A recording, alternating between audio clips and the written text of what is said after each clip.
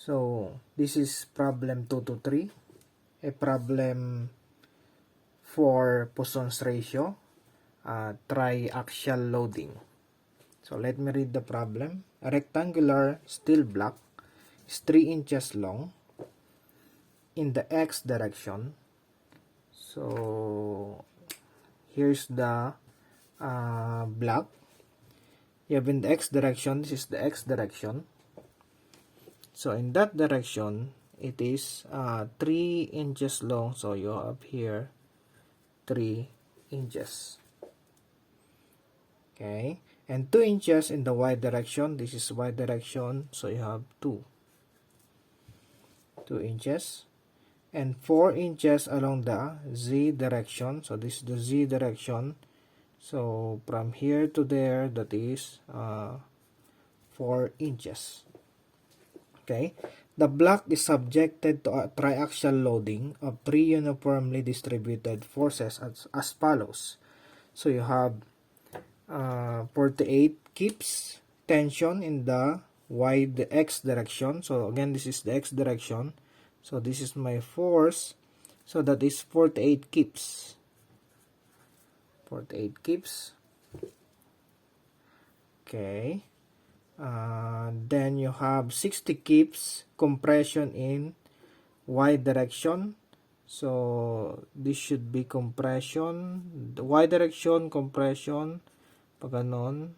So hindi yan. So should be compression. So that is 60 kips. Then you have z direction. That is tension. And that is 54 kips. If V or Poisson's ratio is 0.3 and modulus of elasticity is 29 times 10 to the 6 psi, determine the single uniformly distributed load in the x direction that would produce the same deformation in the y direction as the original loading. So the analysis would be, okay, you have here the loading, okay, 3 loading triaxial. Then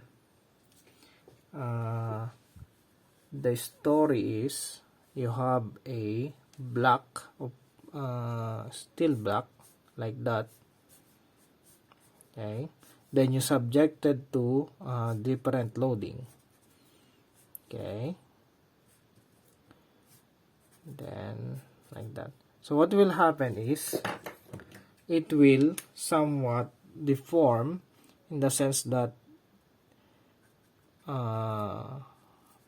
the x direction will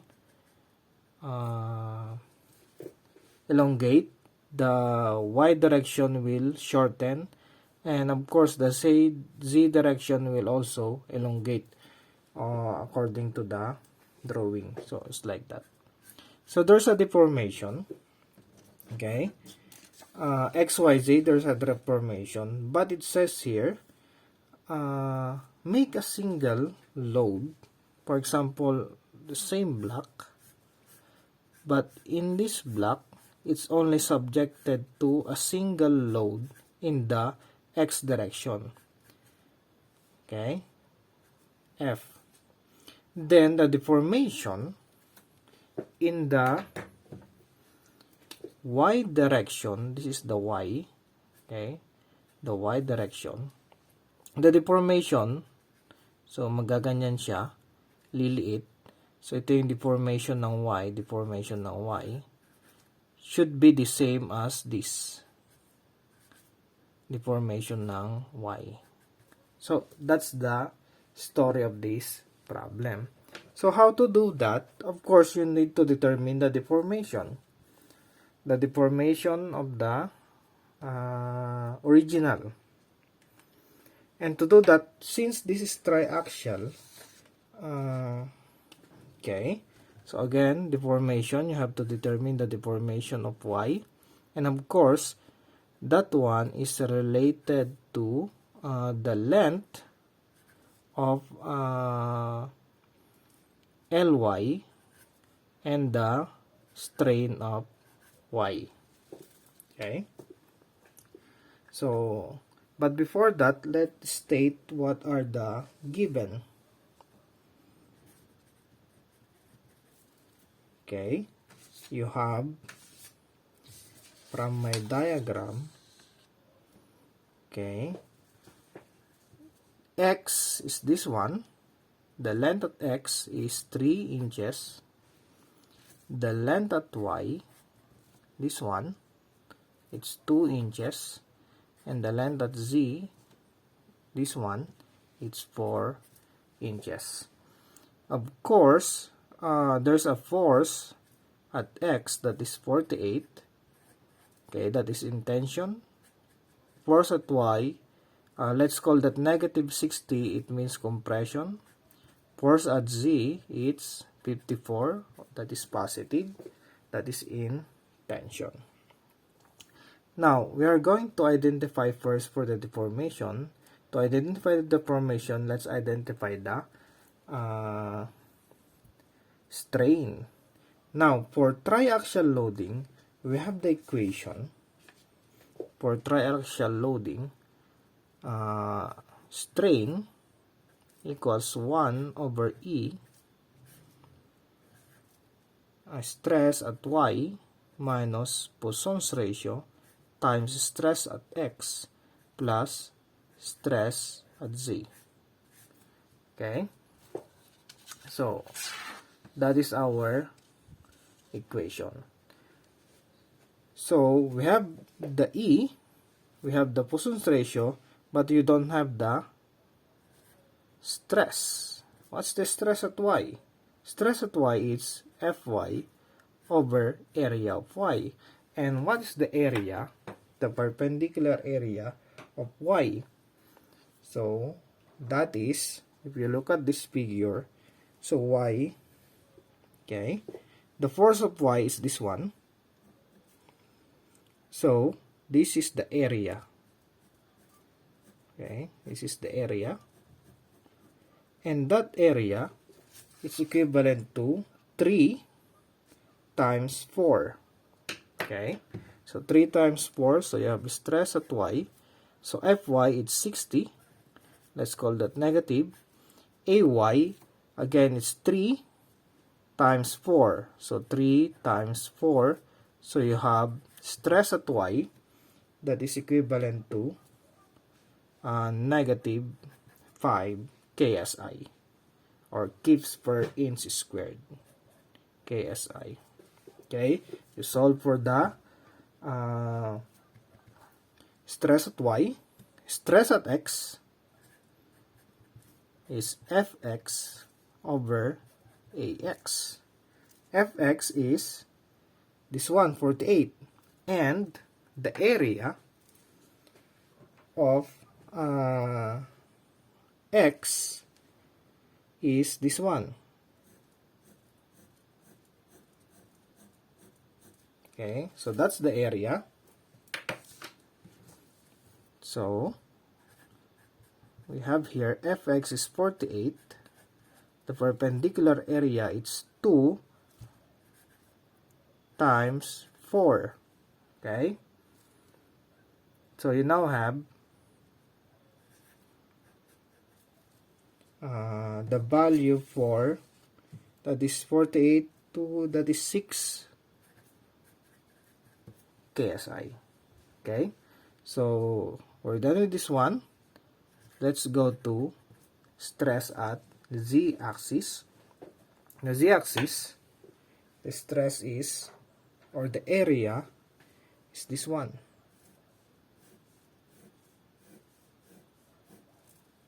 Okay. So, the force is 54. Okay, 54. Then the area is 3 times 2. So, the stress at Z, so that is, that is 9 KSI. Okay? So, let's continue. You now have the different stresses. you can compute now for the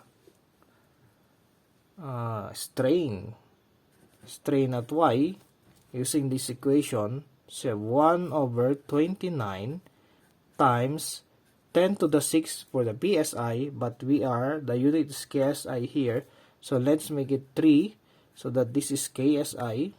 Okay, then you have, this is negative 5. Don't forget to include the negative, that is important. Then you have minus Poisson's ratio is 3 times stress at x, that is 6, plus stress at z, that is 9. So you have a strain that is equivalent to what's that? Negative 3.2758 or 59 times 10 to the negative 4 inch per inch. Okay, but we don't write that anymore. So that's the strain. You can compute for the this one, but okay, but our main objective is to determine the force. Okay, now the force, let's go to this blue one for a single force now. Okay, so it's not triaxial or biaxial anymore, so you have only one force, but we have, okay, Poisson's ratio. The equation for Poisson's ratio is negative strain at y, strain at x. Okay, strain at y, strain at x. Then if we have the strain at y, we can if we compute for the strain at y, because we have this and we have this, we have another equation that is modulus of elasticity, stress at x over strain at x. Take note, this one is now different from here, okay, because I'm now talking of this figure, so they are different now. Okay, let's proceed. We all know that fx based from this figure is f, then you have area x. So you now have, let's put it there, E equals F AX, then strain X. So basically you have E, area is, what's the area? The area is now 2 times 4. 2 times 4. Then you have the strain X. So force, okay, force now, it's E, that is 29 times 10 to the 3 for the KSI, or kips per inch squared, times 2 times 4, that is inch squared, so this is now kips. Then this value, negative, take note, we forgot, should be negative. Then if that is negative, V, okay, EX, and EX from this equation, okay, EX is equivalent to negative EY, or strain Y, Poisson's ratio. So let's put it here, 29 times 10 to the 3, 2 times 4, then EX is actually negative, okay, negative EY is this one, negative 3.2759 times 10 to the negative 4. Okay, don't forget the negative and the negative here because of that. Then divided by 0.3, that's the Poisson's ratio. Then you have an equation Let's compute it. Okay. So you have 29 times 10 to the third times 2 times 4 times, this will become positive. So you have 3.2759 times to the negative 4. Okay, I hope I'm doing it right. Okay, it should be, oops, there you have problem. Okay, 253.33. So the answer is 253.3362. We rounded off kaya dapat 333 yan.